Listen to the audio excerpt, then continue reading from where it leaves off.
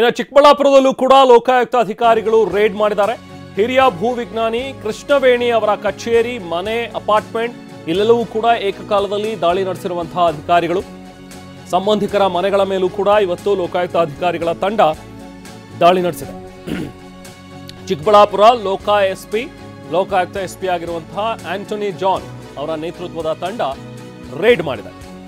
ಮಂಗಳೂರಿನ ಗಣಿ ಇಲಾಖೆಯಲ್ಲಿ ಭೂವಿಜ್ಞಾನಿಯಾಗಿರುವಂತಹ ಕೃಷ್ಣವೇಣಿ ಅವರು, ಇವರಿಗೆ ಸಂಬಂಧಿಸಿರುವಂತಹ ಯಲಹಂಕದ ಅಪಾರ್ಟ್ಮೆಂಟ್ ಜೊತೆಗೆ ಮಂಗಳೂರಿನಲ್ಲಿರುವಂತಹ ಇವರ ಕಚೇರಿ, ಮೈಸೂರಿನಲ್ಲಿರುವ ಅವರ ಸೋದರನ ಮನೆಗಳ ಮೇಲೂ ಕೂಡ ದಾಳಿ ನಡೆದಿದೆ. ಸದ್ಯ ಮಂಗಳೂರಿನಲ್ಲಿ ಕರ್ತವ್ಯ ನಿರ್ವಹಿಸ್ತಾ ಇದ್ದಾರೆ ಭೂವಿಜ್ಞಾನಿ ಕೃಷ್ಣವೇಣಿ. ಇವತ್ತು ಏಕಕಾಲದಲ್ಲಿ ಆಗಿರುವಂತಹ ರೇಡ್ ಇದು. ದೃಶ್ಯಗಳಲ್ಲಿ ಗಮನಿಸ್ತಾ ಇದ್ರಿ ಭೂವಿಜ್ಞಾನಿ ಕೃಷ್ಣವೇಣಿ. ಇವ್ರ ಮೇಲೂ ಕೂಡ ಹಲವು ಆರೋಪಗಳಿದ್ವು.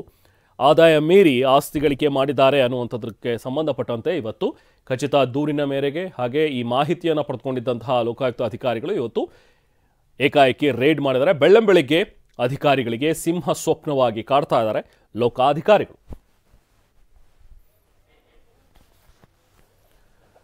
ಚಿಕ್ಕಬಳ್ಳಾಪುರದಲ್ಲಿ ಆಗಿರುವಂತಹ ರೇಡ್ ಜೊತೆಗೆ ಮಂಗಳೂರು ಹಾಗೆ ಯಲಹಂಕದಲ್ಲೂ ಕೂಡ ಇವರಿಗೆ ಸಂಬಂಧಪಟ್ಟಂತಹ ಅಪಾರ್ಟ್ಮೆಂಟ್ ಏನಿತ್ತು ಅಲ್ಲೂ ಕೂಡ ಏಕಕಾಲದಲ್ಲಿ ಇವತ್ತು ದಾಳಿ ನಡೆಸಿದ್ದಾರೆ. ಜೊತೆಗೆ ಮೈಸೂರಿನಲ್ಲಿ ಇವರ ಸಹೋದರನ ಮನೆ ಇದೆ, ಅಲ್ಲೂ ಕೂಡ ಇವತ್ತು ಲೋಕಾಯುಕ್ತ ಅಧಿಕಾರಿಗಳು ರೇಡ್ ಮಾಡಿದ್ದಾರೆ. ಸದ್ಯಕ್ಕೆ ಮಂಗಳೂರಿನಲ್ಲಿ ಇವರು ಕರ್ತವ್ಯ ನಿರ್ವಹಿಸ್ತಾ ಇದ್ದಾರೆ.